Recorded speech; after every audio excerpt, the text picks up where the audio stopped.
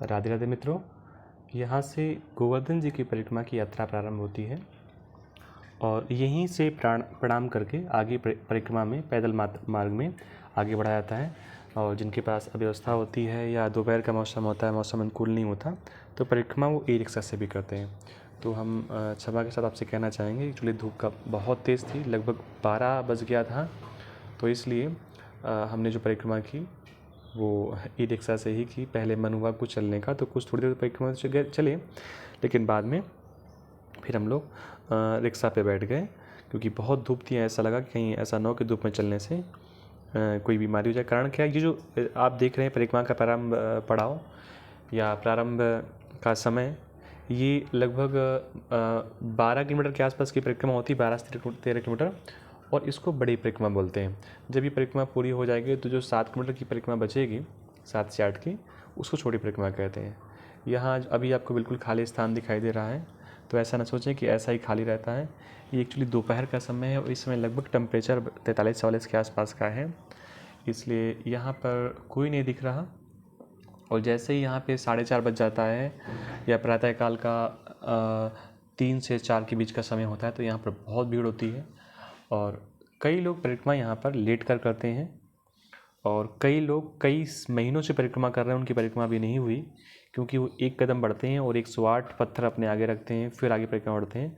हम लोग रिक्शा से कर रहे हैं परिक्रमा, तो यहाँ पर इसलिए इतनी स्पीड से आगे बढ़ रहे हैं। आपको पूरी यात्रा लगभग हम लोग 20 मिनट में दिखा देंगे। इसमें कुछ स्थान बहुत अच्छे हैं बीच के, जो बड़े रहस्यमय स्थान हैं, जिनके बारे में सबको जानकारी नहीं है। हम भी गए कई बार, लेकिन इस बार ही हमको मालूम पड़ा, क्योंकि इस बार हम लोग ऑटो रिक्शा से गए, तो रिक्शा वाले ने कहा यहाँ घुमा देते हैं, वहाँ घुमा देते हैं। तो ऐसे हम परिक्रमा में चलते जा रहे हैं। यहाँ कई सारे बीच में गांव भी मिलेंगे, जहाँ पर भगवान ने नित्य रास किया, नित्य लीलाएँ की, गौचरण किया। और यहाँ का जो प्रत्येक कण है, प्रत्येक रज है, प्रत्येक स्थान है, कोई भी आप इस स्थान समझ लीजिए,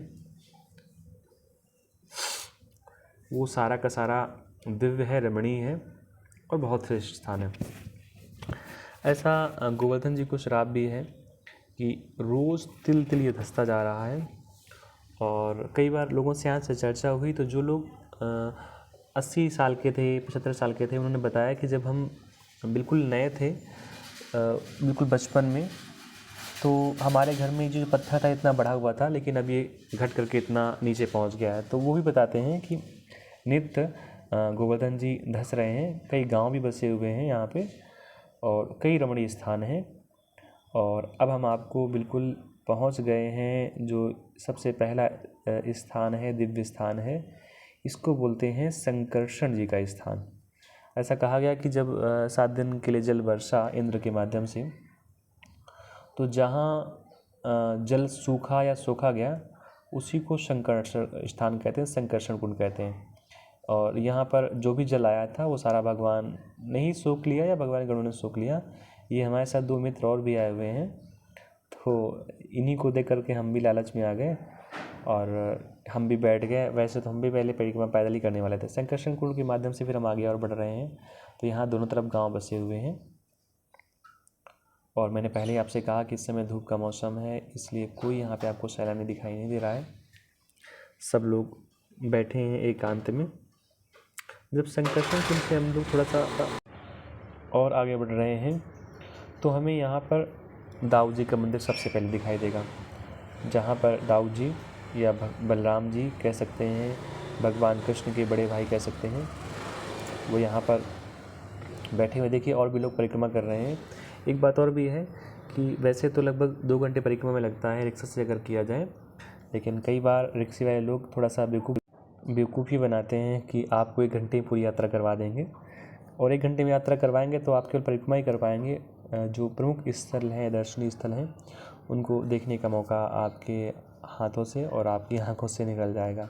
इसलिए जब भी यहाँ यात्रा के लिए जाएँ, तो आप उससे बात कर लें कि हम 2.5 घंटे में ही यात्रा करेंगे पूरी, इससे पहले नहीं करेंगे।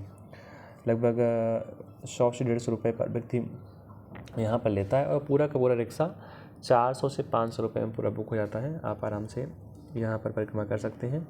लेकिन अगर आप प्रातःकाल परिक्रमा प्रारंभ कर देंगे 5 बजे, तो आप ये मानिए 11 बजे तक आपकी पूरी परिक्रमा हो जाएगी। और आपको थकावट भी नहीं लगेगी और धूप का भी आपको किसी प्रकार से दर्शन नहीं होगा। और प्रयास किया जाए कि बिना चप्पलों की परिक्रमा की जाए, लेकिन अगर आप चप्पल पहनना चाहते हैं तो वहाँ पर मिल जाएंगे कपड़े के चप्पल, आप उनको धारण कर सकते हैं। और फिर जैसी आपकी अपनी सुविधा हो उस हिसाब से कार्य करना चाहिए। क्योंकि जब मैं पहली बार परिक्रमा करने आया था तो हमारे साथ एक घटना घट गई थी कि हमारी एड़ी पर चोट लग गई थी, अलग से नहीं, चलते चलते, और वो चोट लगभग 6-7 महीने तक पैर में रही थी। तो उसके बाद जब भी मैं आता हूँ तो या तो मैं मोजे पहन लेता हूँ या कुछ और, मैं नंगे पैर परिक्रमा थोड़ी सी करता हूँ, ज़्यादा नहीं करता हूँ, क्योंकि कहीं ऐसा ना हो कि फिर कोई असुविधा हो जाए। ये देखिए बलराम जी का मंदिर अभी आपको आने वाला है, दाऊ जी का बड़ा प्राचीन मंदिर है। और यहाँ तो पग पग पे ही मंदिर है। यहाँ से जो आपको आगे गेट दिखाई दे रहा है, ये गेट बताता है कि यहाँ से राजस्थान प्रारंभ हो गया। गोवर्धन जी की जो परिक्रमा है, आधी परिक्रमा वृंदावन में, आधी मथुरा में है और आधी परिक्रमा राजस्थान में है। तो यहाँ से राजस्थान की सीमा प्रारंभ हो जाती है। अब राजस्थान जैसे अपनी कलाओं के लिए प्रसिद्ध है, तो आपने गेट देखा कितना सुंदर गेट बना हुआ था, क्योंकि वहाँ पर कला ही है। और ऊपर से जो कुछ माताएं अभी भी जा रही हैं, तो ये कच्चा मार्ग है, तो यहाँ पर आप परिक्रमा में उस मार्ग का उपयोग कर सकते हैं। ये पक्का मार्ग है, तो इसका भी आप उपयोग कर सकते हैं। ये देखिए हम लोग दाऊ जी के मंदिर पे आ गए और यहाँ पर बड़े सुंदर भजन बजते रहते हैं, लेकिन हमने वो ऑडियो बंद कर रखा है, इसलिए आपको केवल हमारी आवाज़ सुनाई देगी। माता काली का मंदिर है और ये गोवर्धन महाराज जी का ही मंदिर है, भगवान कृष्ण का मंदिर है।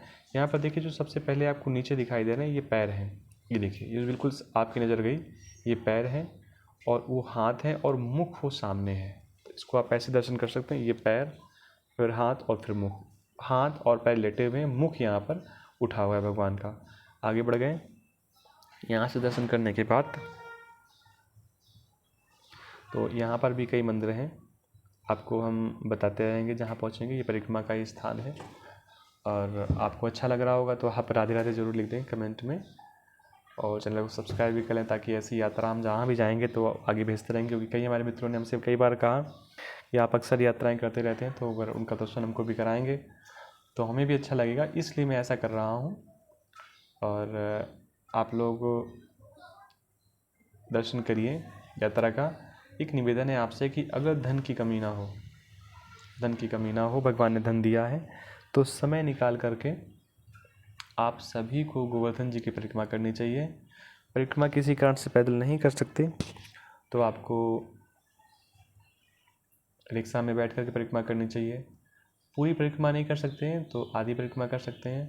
परिक्रमा का छोटा सा एक नियम भी है यहाँ पे कि जैसे पूरी परिक्रमा अगर आप एक साथ नहीं कर सकते तो आधी परिक्रमा आप एक समय कर लें, आधी परिक्रमा दूसरे समय कर लें। आधी परिक्रमा जो बड़ी परिक्रमा है वो एक समय कर लें। ये देखिए पूंछड़ी का लोटा है, मंदिर है यहाँ पर गोवर्धन जी पर ही है, और ये जो पूंछड़ी का लोटा है ये भगवान का मित्र है। तो ये हमारे मित्र आगे बढ़ रहे हैं, दर्शन करें। प्राचीन मंदिर पूंछड़ी का लोटा, ये भगवान के मित्र का मंदिर है। तो जो लाभ हमको भगवान के दर्शन का होता है, वही भगवान के मित्रों के दर्शन का भी लाभ होता है। यहाँ छोटे छोटे और सुंदर मंदिर बने हुए हैं और रमणीय स्थान है जहाँ पर पंडित जी आपको प्रसाद भी देंगे। और देखिए वृंदावन है, मथुरा है, तो हर एक घर में लड्डू गोपाल होंगे ही होंगे। ये पंडित जी यहाँ बैठे हुए हैं और भजन भी गा रहे हैं, बार बार प्रसाद भी दे रहे हैं। और सबसे श्रेष्ठ प्रसाद तो वही होता है जिसमें तुलसी दल मिला हो। लड्डू कचौड़ी भले ही ना हो, लेकिन अगर जल भी हो और जल में तुलसी की पत्ती मिली हो तो उससे श्रेष्ठ प्रसाद और कुछ नहीं होता। हमने यहाँ पे दर्शन किया और कई लोग यहाँ पे, जैसे हमने पहले बताया, रिक्शा से कर रहे हैं दर्शन। तो गाय माता यहाँ पे खड़ी हुई है, कुछ लोग साइकिल से देखिए परिक्रमा कर रहे हैं। पंडित जी हमारे खाटू श्याम जी का भी शायद झंडा लिए हुए हैं और आप साइकिल से परिक्रमा कर रहे हैं। और हम लोग परिक्रमा में पुनः आगे बढ़ चुके हैं। ये लीजिए हम आगे बढ़ रहे हैं और इसके आगे जो आपको फिर गेट दिखाई दे रहा होगा, यहाँ से राजस्थान की सीमा फिर बंद हो जाती है और उत्तर प्रदेश की सीमा प्रारंभ हो जाती है। अभी जो आपको आगे गेट दिखाई देगा सुंदर सा, अभी आपको शो नहीं हो रहा, जो दिख रहा है, तो यहाँ से पुनः उत्तर प्रदेश की सीमा प्रारंभ हो जाती है। इसके बाद जो आज एक स्थान और दिखाएंगे आपको, जो आपने पहले कभी चित्रों में नहीं देखा होगा। ये तो परिक्रमा का मार्ग है। हम लोग परिक्रमा के अंदर भी जाएंगे और वहाँ पर बहुत सारे भगवान के साक्षात वहाँ पे जहाँ उन्होंने पैर रखा, जहाँ पे हाथ रखा, जहाँ पे माखन खाया, जहाँ पर गाय के खुर हैं, सुरभि गाय के खुर हैं, वो सब हमको वहाँ पर देखने को मिलेंगे।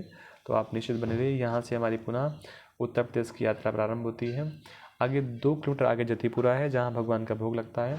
वहाँ के दर्शन आपको नहीं कराएंगे, क्योंकि इस समय दोपहर का समय है, तो वहाँ पर भगवान के पट बंद रहते हैं। गोवर्धन में भी आपको बंदर दिखाई देंगे और वृंदावन में दिखाई देंगे। गोवर्धन के बंदरों की विशेषता ये है कि ये आपका चश्मा नहीं लेंगे, ये केवल खाने पीने वाली चीज़ें छीनते हैं। और वृंदावन के बंदरों की व्यवस्था ये है कि खाने पीने की चीज़ें छीने, इसकी कोई गारंटी नहीं है, लेकिन आपकी आँख में चश्मा लगा होगा या टोपी लगी होगी तो उसको ज़रूर छीन लेंगे। ऐसा यहाँ के बंदरों की विशेषता होती है। तो अगर आप वृंदावन जा रहे हैं तो चश्मा अपनी जेब में डाल के जाएँ, टोपी अपनी जेब में डाल के जाएँ, और गोवर्धन जा रहे हैं तो मिठाई की चीज़ें अपनी जेब में डाल करके जाएँ, बाहर लेकर के बिल्कुल ना घूमें, अन्यथा वहाँ के बंदर उनको छीन सकते हैं।